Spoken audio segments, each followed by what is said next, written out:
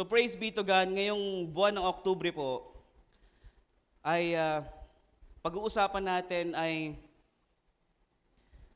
medyo bago sa ating pandinig, pero ito ang nararapat. Alam nyo, sabi ko nga nung Wednesday, not all good things is right. If ever you are doing good things, if you are doing good for you, it doesn't necessarily mean that you are doing the right thing. Hindi lahat ng magandang bagay ay tama. Pansinin ninyo, lahat ng tao may kanya-kanyang perspective. Tama, mali. Ang tama para sa akin, minsan ay mali sa'yo. Ang mahirap sa'yo, madali sa akin. Yan ang hirap sa'yo, madali sa akin. Ang madali sa akin, mahirap sa'yo. So, hindi po lahat ng madali ay maganda at tama. Hindi lahat ng mahirap ay mali at nakakatakot. So, yan po ang pag-uusapan natin ngayon. So, basahin muna natin ang teksto natin ngayong umaga. And this gospel of the kingdom will be preached into, where? In the whole world as a testimony to all nations. And then the end will come. Let's all pray. Father God in heaven, we give you praise. We give you thanks. This place, nawa, balutin niyo po ng banal na espiritu ang lugar na ito upang maintindihan at maunawaan namin ng patungkol sa inyong mga salita ngayong umaga na ito. Ibuhos niyo po ang iyong presensya sa lugar na ito. Itago niyo po ako sa inyong likuran. Ihanda niyo po ang mga puso't isipan ng mga anak mo na narito ngayon upang maintindihan ang lahat ng mga salita na mumutawi sa inyo ngayon. Ito po ang aming salmo at dalangin, minsan pa sa matamis sa pangalan ni Jesus at ang lahat ay magsabi ng Amen and Amen. Hallelujah! So the title of our topic for today, pag-uusapan natin ngayong umaga, is the original purpose and plan of God. Pwede mo bang sabihin sa katabi mo yung ating pag-uusapan ngayon? Anong title? So meron palang original na hangarin at plano ang Diyos. Hello? Hallelujah. So marami pong mga tanong ang maririnig natin kung kani-kanino sa mga bawat unbelievers man or believer. Marami tayong maririnig na tanong tungkol sa plano ng Diyos. And I believe all of us ay natanong din sa ating mga sarili at natatanong natin sa ating mga mahal sa buhay o sa mga close friends natin, ano ba talagang plano ng Diyos? Amen? Totoo ba? Sino po dito ang nagtanong kung anong plano ng Diyos? O kung hindi nyo tinanong kung anong plano ng Diyos sa buhay ninyo, ay palagay ko medyo hindi nyo naiintindihan ang pagiging Diyos ng Diyos sa buhay natin. Dapat, pagka meron kayong tinanggap at meron kayong pinaniniwalaan na Diyos sa buhay ninyo, dapat alamin ninyo kung ano ang plano niya sa buhay mo. Amen? Dahil lang lahat ng sinusundan ay may plano. Hindi ka pwedeng sumunod sa walang plano. Tama, mali? Pwede bang tinanggap mo ang Panginoong Yesus na sasabihin mo, you are following God, you are following Jesus, tapos hindi mo alam kung anong plano niya sa buhay mo? Ano nga ba? Di ba? Does it ring a bell? Kaya ang nangyayari sa mga tao, dahil hindi alam ang plano ng Diyos, mekos-mekos na lang. Kung ano na lang ang pwedeng paniwalaan, kung anong pwedeng kunin, yun na lang, halo-halo na lang. So marami pong mga Kristiyano or believers ang hindi naiintindihan kung ano ang na-receive nila from God. At kung sino talaga ang kanilang tinanggap. Di ba? Nung Wednesday, yung tinuro ko ay patungkol sa purpose. No? Medyo napahagingan yung ating pag-uusapan ngayon. Dahil hindi mo malalaman kung saan ka pupunta or sino ka kung hindi mo alam kung saan ka galing. No? So kaya maraming Kristiyano ang hindi naiintindihan at naliligaw kung ano ba dapat nilang paniwalaan kasi hindi nila alam kung sino sila, hindi nila alam kung saan sila galing, hindi nila alam kung ano hangarin, hindi nila alam kung ano ang kaya nilang gawin, at hindi nila alam kung saan sila pupunta. Pag hindi mo alam kung sino ka at di mo alam kung saan ka galing, hindi mo malalaman kung ano ang hangarin mo. Pag hindi mo alam kung saan ka galing, hindi mo malalaman kung sino ka. Kung hindi mo alam kung sino ka, hindi mo malalaman kung saan ka galing. So, all those things, all those questions are prerequisite with each other. So, hindi ka pwedeng mag-jump into conclusion na ako ay galing dito sa tribe na ito or sa ethnic na ito kung hindi mo alam kung sino ka. Naintindihan natin? So, gulong-gulo ka na, hindi mo alam kung paano. Some believers will say that I am from the Lord. Well, that is right. Some believers will say naman that I am from my mother's womb. Diba? Totoo naman. So, dapat alam natin kung ano ang lineage natin, no?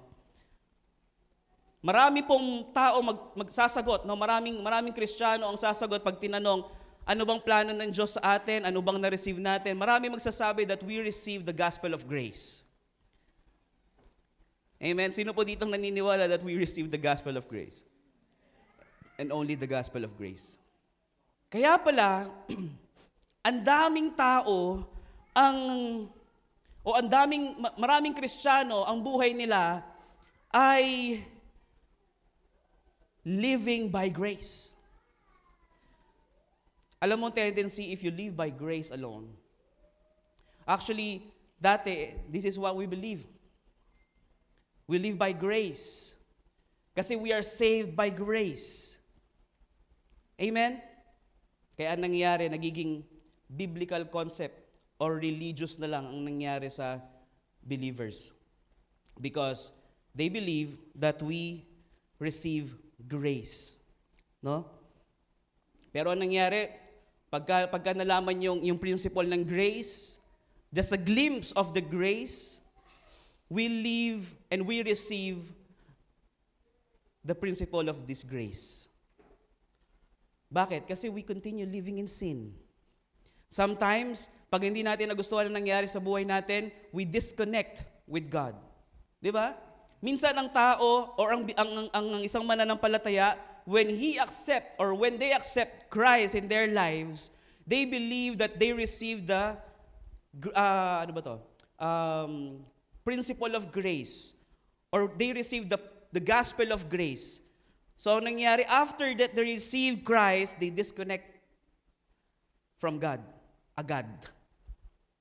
No, kaya ang ginagawa, they live on their own. Kaya maraming parables po ang sinambit si Jesus Christ, no? Patungkol sa commitment and pure love. It seeks to glorify God rather than self. Pansinin niyo mga kapatid, when we talk about grace, it talks about yourself. Pag pinag-uusapan natin ng grace alone, mga kapatid, don't get me wrong, baka iniisip niyo sinisiraan ko ang grace. Ang problema kasi na may misunderstood yung grace. No? When we talk about grace, yun ang nagiging justification ng tao to keep on sinning. Tama? So, all the parables na binitawan ni Jesus Christ patungkol sa commitment and love, it seeks to glorify God rather than self. Every parables na bitawan ni Jesus Christ, no? It benefits the whole body and not just one person's lookout. Or personal lookout. Alam niyo personal lookout, yung parang, di ba? Every time na merong rebuke or correction, yun yung gagamitin. Yung verse sa Bible para hindi masagasaan or magalaw yung ego or yung belief na pinaniniwalaan. No? Naintindihan natin? Jesus speaks of everything about following God's will, following God's purpose, and committing one's life for the extension of His kingdom. Ano yung binasa natin kanina? Pwede ba pakilagay ulit kung ano yung teksto natin para mas malinaw lang sa atin lahat. This gospel of the kingdom will be preached into the whole world as a testimony to all nations, and then the end will come. Ano sabi? ang kailangan maituro sa sanlibutan, sa buong mundo, mga kapatid, ay ang gospel ng and this gospel of the kingdom will be preached. Di ba? Saan? Sa buong mundo. May iba bang sinabi na kailangan ma-preach sa buong mundo para dumating ang end? Meron? Ano sinabi? Kingdom. Naintindihan po natin? So, yung mga parable na sinabi ni Jesus ay patungkol doon sa extension of His kingdom here on earth. No? So, He came to seek and save, sino? What is lost. Alright? So, yun po ang kanyang hangarin, ang purpose, bakit siya nagpunta rito. No? Bakit siya bumaba dito, nagkatawang tao. So, ang passion ni Jesus is to bring back the kingdom to its original state. Sabi mo nga sa katabi mo, original state. No? Kasi, di ba, napag-uusapan natin before, merong original plan. No? Ang Diyos sa atin. Which is yun na wala kay, kanino? Kay Adan. Di ba? Gustong ibalik ni Jesus Christ yung nawalang original state kay Adan, which is si Adan sinurrender niya kay Satan. So Jesus Christ no?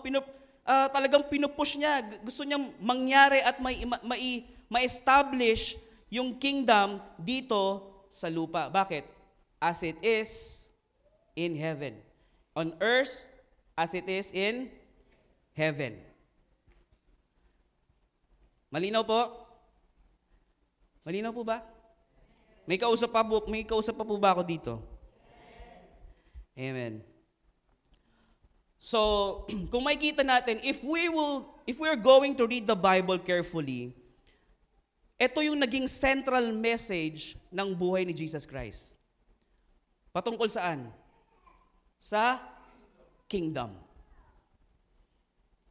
Hello? Sino po dito nagbabasa ng Bible? Napapansin niyo ba, when Jesus Christ preached, when Jesus Christ says anything, no, parable or sa kanyang mga prinsipyo na binibitawan, ito ay patungkol sa kingdom. Amen? So, hallelujah. So, Jesus Christ Himself, siya mismo nag-announce ng mission statement as the model of believers preaching. No? So wala tayong dapat pag-usapan. Ang tinanggap natin si Jesus Christ. So ang kailangan natin sundin kung sino yung tinanggap natin. Amen po ba? Ang problema, we accepted Jesus Christ, but we follow somebody else. Kung sino-sino at kung ano-ano yung gusto nating paniwalaan for our self-comfort. Di ba? Ayaw nating paniwalaan yung mga medyo discomfort sa ating mga buhay. Pagka medyo matatamaan yung ating paniniwala sa church. Di ba? Pagka matatamaan yung ating paniniwala sa ating sariling buhay, sa ating mga trabaho, ayaw natin tanggapin. Pero mga kapatid, it is Jesus Himself preach the kingdom. Alright. So moving on mga kapatid, let's talk about the gospel of the kingdom. Ready na ba tayo? Sino po dito ang tinanggap ang gospel ng grace? Yes, there's no problem with that. As long as we understand what is grace really is. Because if we don't understand the grace, at ginagawa lang natin grace is the justification for our sins, doon po tayo nagkakamali. Grace is sufficient for us, but not actually efficient for anyone. Yes, grace is definitely sufficient for us. But the problem, it is not efficient for anyone. Hallelujah. So, the Bible is a book about a king. Amen. Do you agree with that? It is about the king, his kingdom, and his kings. No? Ang Bible pinag-uusapan yung kaharian, yung hari at yung hari. Kaharian, sinabi ko na kanina. Pinag-uusapan ng kaharian, yung hari at yung hari. Oh. Mga hari. Bakit? Mamaya, malalaman niyo kung bakit may mga hari. Jesus Christ, sino? King of kings and Lord of lords. Wow, hallelujah. So the king's plans was to extend his heavenly kingdom to earth. So mga kapatid, I would just like to share this word. Nung si Adan ay nilikha ng ating Ama, nilikha na ito for the purpose of extending his kingdom here on earth. Naintindihan natin? Not just to have a toy, no? Hindi basta para lang magkaroon ng fellowship, no? God wants to extend the kingdom of heaven here on earth. Naintindihan natin? The purpose is to give rulership in this kingdom on earth. Naintindihan natin? Sino ang binigyan ng ng rulership? Rulers, no? Anong ruler? 12 inches? Sino ang binigyan ng dominion? Adam. Amen? So, hallelujah. So, ang desire nitong ating tinanggap o ating Diyos na sinasamba, ang desire niya is to create a family of sons and daughters. No?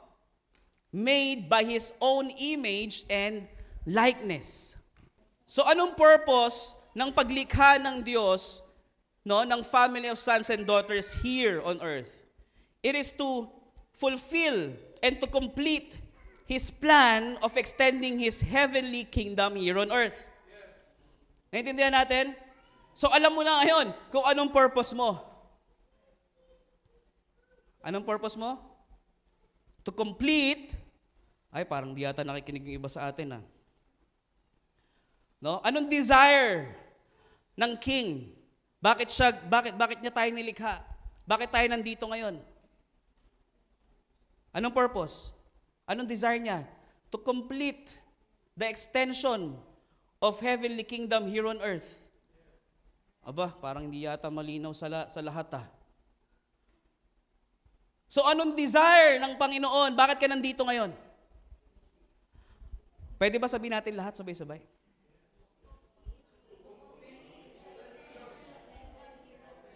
Yan. Para kumpletuhin, tayo po yung sangkap para makumpleto yung heavenly kingdom here on earth. Naku po, parang we are just taking light about the gospel of kingdom. No?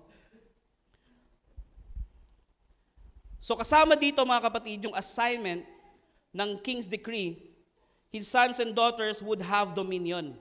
So kung yung king ay powerful because sa kanya nanggaling lahat ng nandito ngayon, ang ginawa niya, binigyan niya tayo ng dominion over all the creations. Nakita niyo kung gaano ka-powerful ang tao, supposedly. No? This was the original plan and purpose of God to us. To complete the heavenly kingdom here on earth and to have dominion over all the creation. Can you imagine yourself having a dominion over all the creations here on earth except the humanly being? No?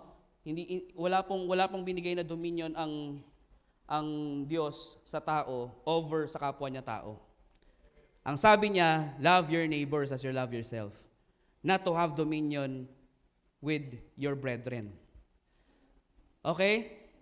The problem, mga kapatid, itong problema, no, sa charts.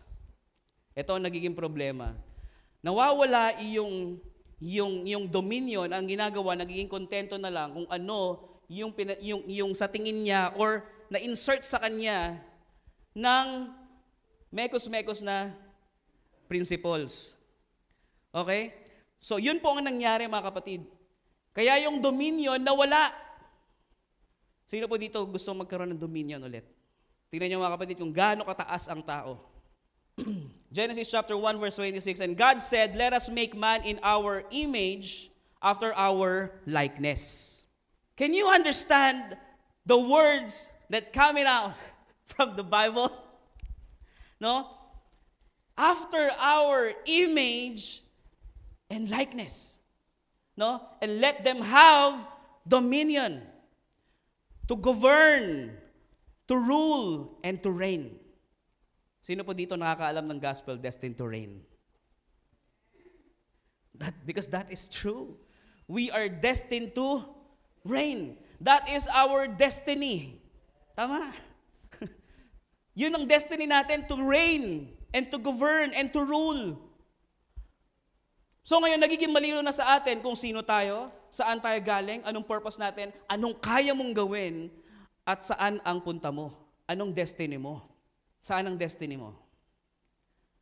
Wow, parang pinagmamalaki pa naman kayo ni Marico. Sabi, Pastor, ba't po sa atin, responsive yung mga tao? Parang nawala na. Saan destiny mo? To reign. Saan? Over the fish of the sea, and over the fowl of the air, and over the cattle, and over, wow, slang. And over all the earth, and over every creeping thing that creepeth upon the earth. Sabi, over every creeping thing that creepeth upon the earth. So lahat, so mga kapatid, lahat po ng ating narinig kanina is actually the statement of man's legal authority from the king. Kahapon, I speak about legal holiness. No? When you accepted Jesus Christ, you will have the legal holiness, legal status, that you are legally holy. Saan? Sa heaven. That's your legal status right now when you accepted Christ. No? Tingnan niyo, mga kapatid. Sabi ko sa kanila, anong mas mahalaga? Yung kotse o yung ORCR? Gulong-gulo sila, no? Actually, it's parehas importante, pero pag nawala ang isa, walang kwenta. So, pag yung kotse mo dinadrive mo, tas walang ORCR, kampante ka? Hindi, di ba? Ngayon, pag hawak mo yung ORCR, tas yung kotse mo, hindi mo nagagamit, kampante ka pa rin? Hindi mo alam kung ano nangyari. Hindi mo alam kung nabangga, nagasgasan yung kotse mo. So, kailangan you possess both. Amen? So, hindi mo pwedeng sabihin that you have the dominion without the legal authority from the king. Hindi mo pwedeng sabihin lang na, oh, akin tong kotse na to, pero hindi naman nakapangalan sa'yo. Hello? Naintindihan? So, kailangan meron tayong legal authority from the king. Dapat meron tayong authorization. Kahit saan ka magpunta, pag wala kang authorization, hindi ka papansinin. Pag hindi direktang nakapangalan sa'yo. Mga kapatid, ang tinanggap natin ay ang hari ng mga hari, Diyos ng mga Diyos. So, anong kailangan natin? Authorization. Legal authority from the King. God the Father.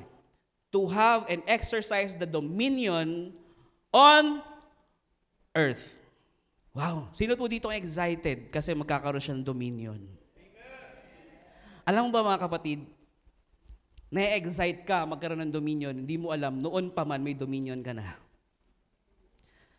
It's just that you don't read the manual. Sino po nandito ng Wednesday? Yung cellphone natin, sabi ko nga maraming features yan. Pero ang alam mo lang gamitin, text, call, at saka Facebook. Araw-araw yung ginagawa mo, text, call, Facebook. Text, call, Facebook. Text, call, Facebook. Minsan may Instagram. Minsan yung iba may Telegram. Okay? Yung iba may Viber. So maraming features yan, over 100 features, pero hindi natin alam kasi hindi natin binubuksan yung manual. Di ba? Hindi natin nagamit yung full potential ng device kasi we don't read the manual. Sino po dito nagbabasa ng manual pag nabili niya yung gadget? Konti. Di ba? Pero most of us ay hindi nagbabasa ng manual. Ang ginagawa lang natin pag nabili natin yung item, ang ginagawa natin, pagka nabili natin yung item, ginagamit na lang natin based on what we see to others. Di ba? We don't use it based on the manual. Kaya ang nangyari, yung item, yung gadget, short span.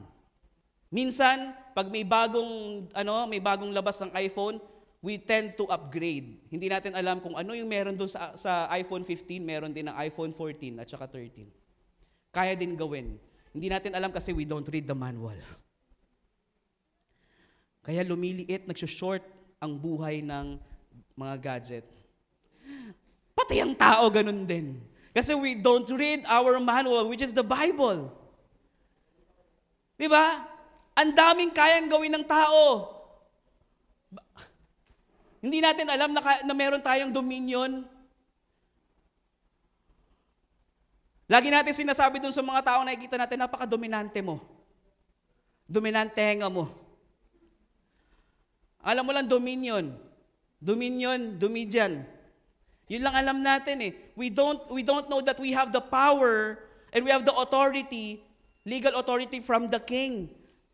Kasi we don't search. We don't listen. Ang pinapakinggan lang natin ay yung sigaw ng ating mga puso. Na ano ang gusto? Bahala na kayo. Hallelujah kayo. So, God, the King, gave man a dominion over everything here on earth except human being. Gaya ng sabi ko kanina. So, ang strategy ng King, mga kapatid, is to fill his sons and daughters with the Holy Spirit. Bakit, mga kapatid? Sa tingin nyo, bakit kailangan ng Holy Spirit? Pwede ba magkaroon ng dominion ang tao nang walang Holy Spirit? Yun yung binigay niya sa atin, Holy Spirit, as a legal authority from the King. Pag wala kang Holy Spirit, you cannot have dominion over all the creations. Nakita niyo ba kung gaano naging effective itong 12 disciples? 11 na lang pala. Di ba? Ilan yung disciples na naging effective after si Jesus Christ mag-ascend sa heaven? Sino yung nasa upper room? Di ba? Sila pa lang yung naka-receive ng Holy Spirit. Doon pa lang sila naging effective talaga. Doon pa lang sila nagkaroon ng authority. Tama? Hindi naman nila kaya magpalayas ng demonyo noon eh. Amen po ba? So the Holy Spirit given to us is the authority to have dominion and also to have and stay connected with God. Hello?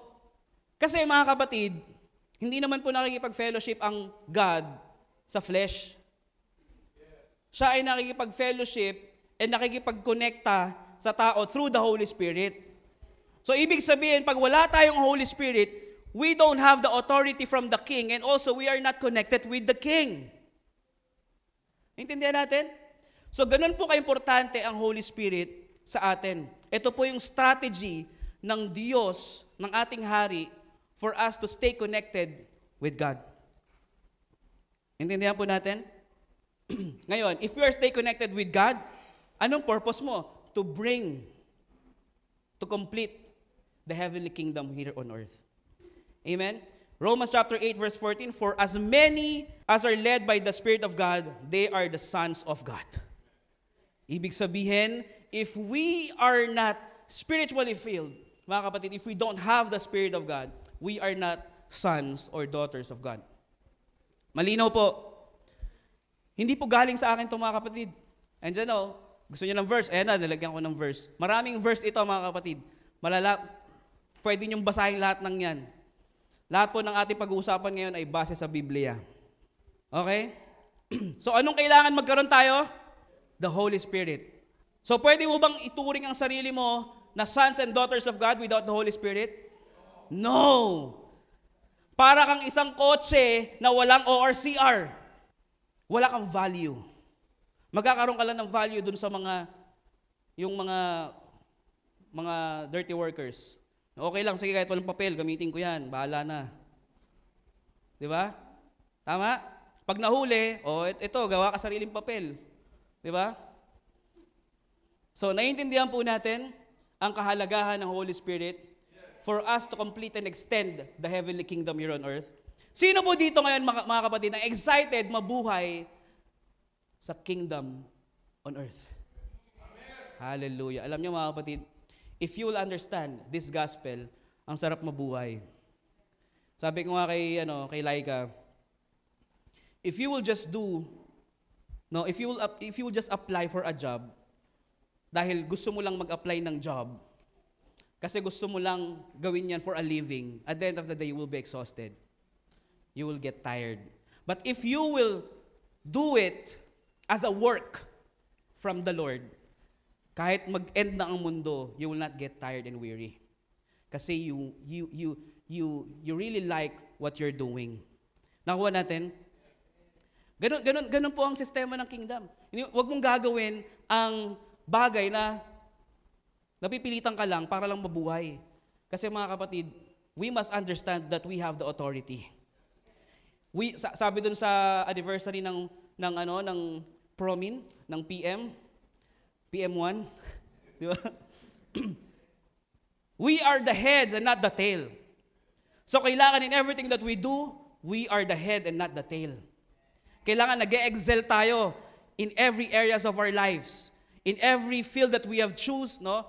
Sa aming conduct. Excel in your chosen field of endeavors.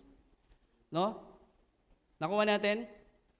Kaya natutuwa ako, minsan biblical yung aming tenants eh. Kaso yung mga miyembro, mga baliw. So, mga kapatid, the fall of man, pag-usapan natin. Sino po ditong nakakaintindi ng fall of man? Do you believe that the fall of man, ang tao ay nahulog mula sa langit? Kasi fall of man eh. Diba? That is the principle when we read the verses about Adam and Eve. Hello? Diba? The fall of man was not fall from heaven. No? It was fall from dominion. Naintindihan natin? It is not fall from heaven. It is fall from dominion. From the assignment God gave to Adam and Eve to have dominion over the earth. Yun ang binigay na assignment ng Diyos sa tao, kay Adan at Eva. Kaso ano nangyari? They fail. So because of their disobedience, ito yung mga nangyari. They and their offsprings lost the right to exercise dominion in earth or dito sa mundo.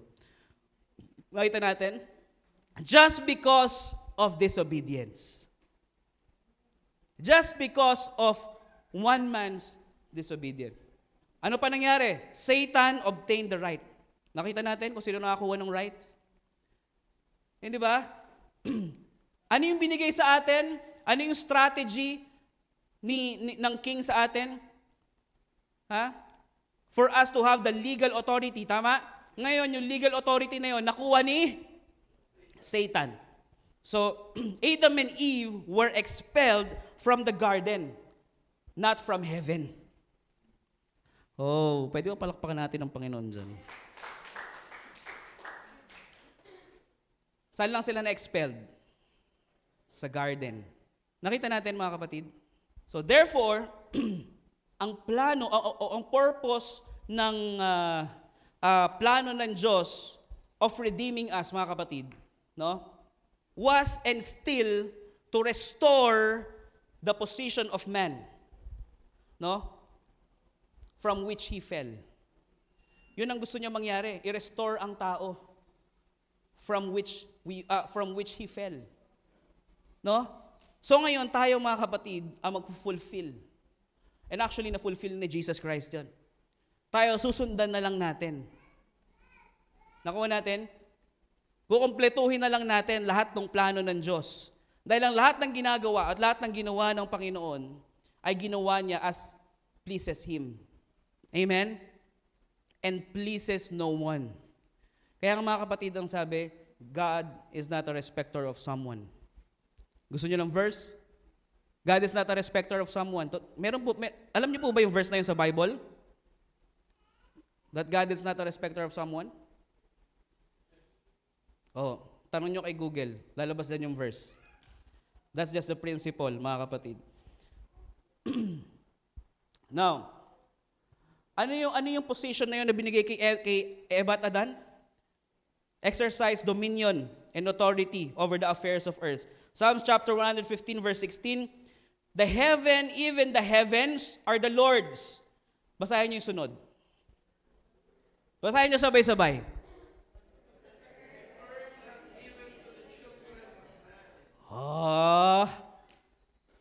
To the children of men. Sino yun? Tayo. Ibig sabihin, this earth, mga kapatid, was given to us. Malinaw po? Nagkakaroon na ng linaw. Naiintindihan na ba ng bawat isa kung ano yung authority binigay sa atin? So the strategy of God to restore dominion to His sons and daughters was to send, sino? Jesus Christ. His only begotten Son. To pay the price of redemption. Amen? Kaya hindi po just yung ginawa na redemption sa atin. Kasi grabe po yung nawala. Grabe yung nanakaw sa atin. Dominion po ang nawala sa atin. Naiintindihan niyo po ba kung gaano kabigat ang dominion? Di ba? Si Brother Piping, meron siya pinakilala sa akin, nag-exercise ng deliverance. Alam niyo po ba, na pagka tayo ay nasa kingdom, pag tayo ay naintindihan natin kung anong purpose natin, wala pong certain church na ang specialty ay deliverance, ang specialty ay healing, ang specialty ay prosperity. Lahat po yan nagmo-move pagka tayo ay may dominion. Dahil yun po ang purpose natin. We supposed to have the dominion over all the creation here on earth. Amen? Now, wag mo namang sabing, ang sabi ng aking hari, I have the dominion. So, lahat po kahit anong makita ko, I will have the dominion. Hindi po ganun, mga kapatid. Kung anong binigay sa iyo ng Panginoon, doon ka mag-exercise ng dominion. Kung anong pinagkatiwala sa iyo ng Panginoon na bagay, o kahit ano, you exercise dominion there. Hindi yung mag-exercise ka ng dominion sa iba, kung kani-kanino, sa sarili mo hindi ka makapag-exercise ng dominion. Amen? So, yun po ang purpose ng crucifixion ni Jesus Christ, para bawiin yung nawalang authority sa tao. Wow, grabe naman. Lord, nag-abala ka pa para lang bigay sa amin, ibalik sa amin yung dominion na wala sa amin. Di ba? Hallelujah. Romans chapter 5 verse 17, since by the one man's trespass, death reigned through the one man. No? How much more will those who receive the overflow of grace and the gift of righteousness reign to rule as a king? Narinig natin? To rule as a king. Kaya kanina si Daniel natatawa kasi ano yung laman ng kingdom? Kaharian, hari, at yung mga haris. Di ba? Kasi we are to rule as a king in life through the one man. Through the one man, Jesus Christ. Hallelujah. So hindi po kayo nagkakamali ng tinanggap. Hindi po tayo nagkakamali ng tinanggap sa buhay, which is Jesus Christ. Amen? So when Jesus came to earth, His number one mission and His high priority and His great passion was to restore the kingdom of God to mankind. Pastor, akala ko po ba, salvation? Well, mga kapatid, pag naiintindihan natin ito, yung salvation, kasama na dun. Amen? Kailangan magawa natin yung purpose natin. We are called not just to have salvation. We are called to have dominion and to extend the kingdom of God here on earth. Hindi lang basta para doon sa salvation. Dahil pag naintindihan mo at ginawa mo yung purpose mo dito sa mundo to extend the heavenly kingdom here on earth, the salvation is just included. Alright? So hallelujah. So God's original creation to us, ito, the term born again is always used to denote a person. Sino? Yung mga tumanggap kay Jesus Christ. Madalas, ito yung ginagawa nila when they state their position sa kanilang sa ating organizations, no? Sa ating church. Ano religion mo? Pag tinatanong ka, anong religion mo? Ha? Grabe yung church. Hindi nila alam kung anong religion nila. Anong religion? Ayan. O, diba yung iba sinusulat born again. Wow, talaga naman, no? Christian. Diba? So, marami tayong perception patungkol sa religion, no? Dahil yan ang naglalagay sa atin sa position, sa organization natin, which is our church. No? Nawawala na yung ibig sabihin o yung true essence ng born again. Kasi ang nangyari, nagiging religion at nagiging pangalan na lang ang born again. Naintindihan natin? Pansinin mo, pag nakikipag-usap ka, ang sinasabi mo, born again ako. Born again ka? Praise the Lord. Diba? You praise the Lord because you are born again. No? So nawawala na yung essence na hindi natin alam, mga kapatid, ang born again ay mangyayari lang sa'yo. Hindi ito pinapangalan sa'yo. Sa pamilya ng Panginoon, hindi po born again ang apelido mo. No? Si Rhea born again. Si Jonas born again. Diba? Sa pamilya ng Diyos, ang apelido natin, ang daladala natin na apelido, ay yung apelido ng hari. So, sino ka na? Si Ramil Christ. Kasi Jesus Christ eh. Diba? So, Kristiyano. No? So, ang pagiging born again ay nangyari sa'yo nung tinanggap mo ang Panginoong Yesus. Ngayon, ang pagiging born again, mga kapatid, tayo ay naging born again because we are regenerating. No?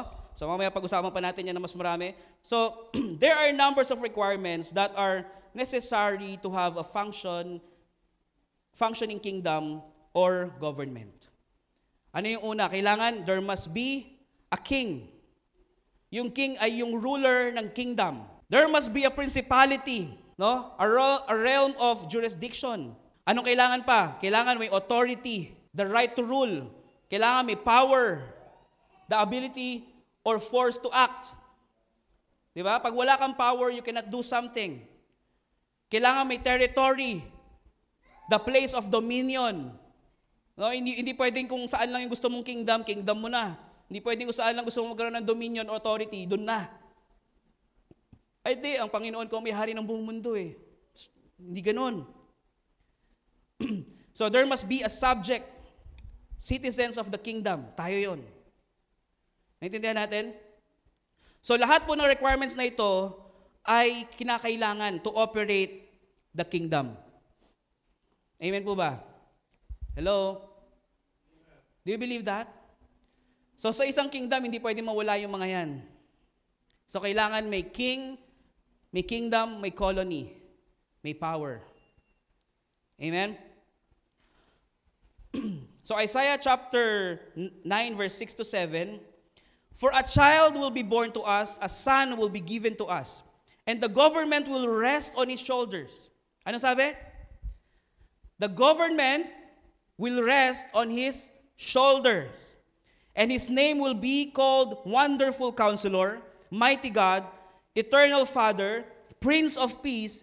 There will be no end to the increase of his government or of peace on the throne of David and over his kingdom, to establish it and to uphold it with justice and righteousness from then and forevermore. So the zeal of the Lord of hosts will accomplish this. So kanino nakaatang na balikat ang government? kay Jesus. So ibig sabihin, si Jesus Christ ang ating King. Naintindihan natin? Hallelujah. So kaya tinawag po si Jesus Christ the King of Kings and Lord of Lords. Kasi kahit maraming kingdom dito sa mundo, no? Si Jesus Christ pa rin ang king ng mga kings ng kingdom dito sa mundo. Naintindihan natin? He has the kingship over all kings. And bakit tinawag na Lord of Lords? Kasi lahat ng principalities, siya ang pinakamataas. Amen? Hallelujah. So the kingdom of God has been established in the earth, mga kapatid. It is located where? In the hearts of men. Through the Holy Spirit. Wow. So ibig sabihin, hindi ka pwedeng magkaroon ng kingdom. Hindi ka pwedeng makapasok sa kingdom if you don't have the Holy Spirit, just like what I said kanina. Amen? So being saved or receiving the Lord Jesus Christ in your life constitute a life of being forgiven from your sin. Amen? Reestablish of your relationship with God. That is being saved. The forgiveness of sin. So pag tayo ay nakatanggap kay Jesus at tayo ligtas na, anong meron? May forgiveness ng sin. Amen? Hallelujah. So pagka tayo ngayon ay nakapasok na sa kingdom, we will be automatically a member of the family of God. Kahapon, yung tinuro ko sa Mangoes is about the family of God. Now, if you are a member of family of God, ano ang kailangan mong gawin? You need to do a household chores. Amen? Ano yung mga hindi kumikilos? Ay, mga nasa manggahan, hindi yata nakinig. Ang hindi kumikilos, pag may pinupuntahang lugar, ay bisita. Tama? Pag ikaw ay pumasok sa isang lugar at wala kang gagawin, ibig sabihin, bisita ka lang. Pero pag ikaw ay host, or ikaw ay miyembro ng pamilya, which is the host of the visitor, dapat gagawin mo kung ano yung mga dapat mong gawin bilang isang miyembro ng pamilya. Di ba? Naintindihan natin? So wag tayo maging bisita. Sino po dito gusto maging bisita lagi? Parang yung yung sa radyo, narinig ko. Anong gusto mo maging? Maging doktor para makatulong sa kapwa. Ikaw, anong gusto mo maging? Maging pulis para makatulong sa kapwa. Wow! Anong gusto mo maging? Maging teacher para makatulong din sa kapwa. Okay. Ikaw, Juan, anong gusto mo maging? Maging kapwa para hayahay ang buhay. Di ba? So madalas ang tao gusto maging kapwa na lang eh. Wala nang gustong gawin. Di ba? So hallelujah. So naituro sa atin mga kapatid ng salvation, para kahit saan ka magpunta, dala mo na yun. No? As long as you understand the kingdom, dala mo na yung salvation. Now, mga kapatid, basahin natin yung John 14:6. Naintindihan na natin yung kingdom. John chapter 14, verse 6. Jesus told him, I am the way, the truth, and the life. No one can come to the Father except through me. So we need to understand what is the way, who is the way, what is the truth, who is the truth, and what is the life, and who is the life. Amen? So, tingnan natin yung I am the way. 1 Timothy chapter 2, verse 5. For there is one God and one mediator between God and men, the man Jesus Christ, who gave himself a ransom for all. No? Do you know, mga kapatid, isa lang ang binigay na daan sa atin. It is only Jesus Christ. Now, pagka meron tayong daan na tinatahak, we need to understand this way. We need to read this way. You cannot go through this way if you will not be aware of this way. Hello? Are you listening? So, kailangan naiintindihan mo ang mga prinsipyo nitong kalsada na ito. Ang bihira. Basta ka drive ng drive, hindi mo alam kung may sharp curve, hindi mo alam kung may downhill or uphill. 'Di ba? Basta maintain lang yung speed mo, hindi mo alam yung mga warnings, wala na. Aksidente aabutin. So kailangan lahat ng sasabihin ng way, pakikinggan mo ay sa puso mo para magawa mo kung anong purpose mo sa kingdom. Amen? Sabi, I am the way. No one can come to the Father except through me. So if you will not learn from this way, you cannot enter the kingdom of God. Hindi yung basta tinanggap mo lang siya, tapos makakapunta ka na sa Ama. Hindi po ganun. Kailangan pag tinanggap mo siya, basahin mo siya, matutunan mo siya. Amen? Tinanggap mo si Jesus, tapos bukas disconnected ka na sa God kasi wala kang Holy Spirit. Hello? Andiyan po ba kayo? Jesus Christ ang way. Ano sasakyan mo? This is Jesus Christ. I mean, this is the crossroad. This is the crossroad. Okay? This is the road. This is the way. I mean, ito yung kalsada. Ito yung Jesus Christ. Ito yung Holy Spirit. Naintindihan? This is Jesus Christ. Yung kalsada. Ito ka. Sakyan mo yung Holy Spirit. Naintindihan natin? Hallelujah. Maraming salamat kay Pablo. Kay Pablo ba to? Okay, again, sa mga hindi nakita sa likod this is Jesus Christ. This is the way. Nakuha natin? The door. This is the Holy Spirit. Mahirap mag-travel ng walang sasakyan, tama? This is you. Pasa mo sa Kanya. Bigyan mo dito. Sakyan mo to, Holy Spirit, para makabiyahe ka sa way ni Jesus Christ. Hallelujah. Praise the Lord. Lost and found. Malinaw po sa atin?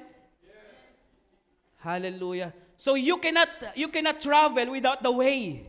Hindi pwede meron ka lang Holy Spirit pero wala kang Jesus Christ. Anong silbi ng sasakyan mo kung wala kang dadaanan? Hallelujah.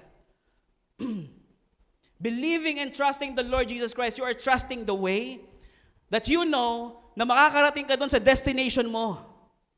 You are trusting the way. Alam ko ito yung sinasabi ni Waze. You are trusting your vehicle. Alam mong reliable tong vehicle na to, makakarating to doon. Matibay ito, Holy Spirit to Ang bihira. Diba? Hallelujah. Romans chapter 10 verse 8 to 10. For salvation that comes from trusting Christ. Saan ang gagaling? From trusting Christ. Doon po nanggagaling ang salvation, mga kapatid. Which is what we preach is already within easy reach for each of us. It is just a matter of trusting and believing. Doon po darating yung salvation. Those who accept Jesus, sacrificed by faith, are baptized, are granted forgiveness of sin. No? Colossians chapter 1 verse 13, He has delivered us from the dominion of darkness. Nakita nyo? From the dominion of darkness. No? And transferred us to the kingdom of His beloved Son. Sino yung beloved Son? Jesus Christ. From the kingdom of darkness, from the dominion of darkness, we are transferred to the kingdom of the beloved Son, which is Jesus Christ. Palakpakan natin ang Panginoon. Hallelujah. So praise the Lord, mga kapatid. He is the way, He is the truth. Amen? So ngayon, ano yung katotohanan? John chapter 8, verse 30 to 32. Then many of the Jewish leaders who heard him say these things began believing him to be the Messiah. Jesus said to them, "You are truly my disciples if you live as I tell you, and you will know the truth, and the truth will set you free. Ano sabi? You are truly my disciples if you live as I tell you. Wow. Sino po dito nagkiklaim that he is a disciple of Christ? So if we claim that we are a disciple of Christ, we must do as he says. Hello? And because of what Christ did, all you others too. No? Who heard the good news about how to be saved and trusted Christ, were marked as belonging to Christ by the Holy Spirit, who long ago had been promised to all of us Christians. Mga kapatid, if we claim that we are a disciple of Christ, we must live as what Christ said. Kung ano sinasabi ni Jesus Christ na gawin natin, and let us do it. Ano ba yung katotohanan? Ano yung katotohanan, mga kapatid? Nandun na lahat sa sinabi ko kanina. We are here to reign and rule. Hello? That is the truth. Yun po ang katotohanan. Kaya mga kapatid, ang daming nakakulong sa principalities, napakaraming principalities sa mundo. No? So kailangan, dito sa church natin, ang nag-move tayo sa prosperity. Dito sa natin, nag-move tayo sa healing. Hindi po ganon. Kailangan mga kapatid, tayo ay nag-move based doon sa kung anong dapat pinatawag sa atin. Kung anong purpose natin, no? So man is regenerated. Amen? To rule over all the creation. Amen. So now mga kapatid, yun po ang katotohanan for us to be free. You cannot move and you cannot exercise dominion if you are in the dungeon. Hello? Kaya mo bang i-exercise ang dominion pag nakakulong ka sa darkness? Now, because of Jesus Christ, nagkaroon tayo ng katotohanan at dahil sa katotohanan tayo nakalaya at na-transfer doon sa kingdom ng Jesus Christ. Amen? Hallelujah. Number 3 mga kapatid, the life. No? John chapter 10 verse 10, my purpose is to give life in all its fullness. Hallelujah. Ano daw? My purpose is to give life in all its fullness. Hallelujah. Romans chapter 5 verse 17, if because of one man's trespass, death reigned through the one man, much more will those who receive the abundance of grace and the free gift of righteousness reign in life through the one man, Jesus Christ. Nabasa natin ito kanina eh. So, ito po yung original na plano ng Diyos about isa, to demonstrate power. Hallelujah. So, mga kapatid, Jesus as a forerunner, this is our conclusion and we will close in this.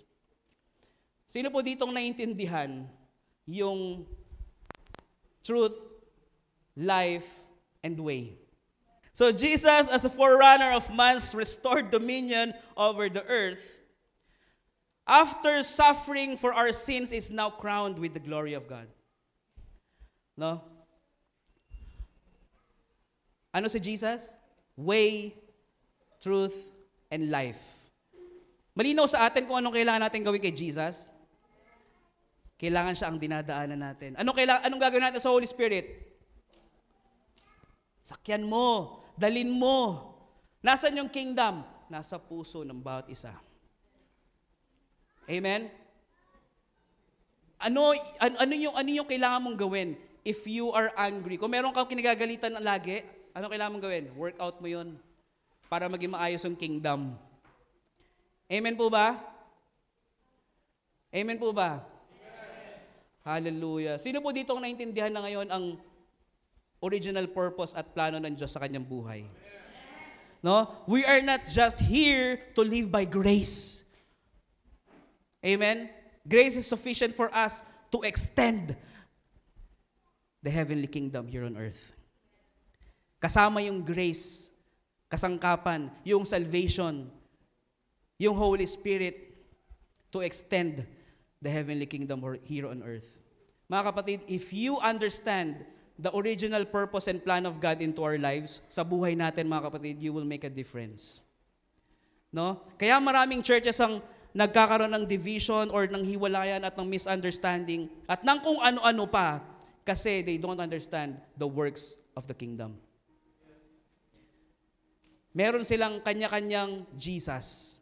Alam mo sa loob ng church, maraming Jesus. No? Meron akong Jesus the giver, Jesus the healer, Jesus the redeemer, Jesus the deliverer. Diba? Jesus the preacher. So, ang dami nating pinaniniwalaan kaya ang daming churches nagdi-divide. Kasi kanya-kanyang Jesus. Kaya nangyari, nagre-reproduce yung Jesus na magkakaiba ng apelido. So, dapat mga kapatid, we move in one kingdom. Jesus is the way, the truth, and the life. And we must have the legal authority which is the Holy Spirit. Mga kapatid, if we move with the Holy Spirit, lahat po ng malalaman mong gift kasama doon. Amen? Hallelujah. Let's all stand up and let's pray. Heavenly Father, thank you for extending your kingdom here on earth. Maraming salamat, O Diyos, sa legal authority na binigay mo po sa bawat isa. Nawa, Panginoon, ang lahat po ng puso at isipan ay mabago sa mga oras na ito at hanggang sa mga susunod pang panahon. O Diyos, kayo po ang aming daan, katotohanan at ang buhay. We believe in you, Jesus Christ. Nawa, ang lahat po ng aming mga narinig ay maisagawa namin sa aming mga buhay. May we live in the kingdom na binigay mo po sa amin, O Diyos. Thank you, Lord, for the salvation, for the grace, and for the Holy Spirit.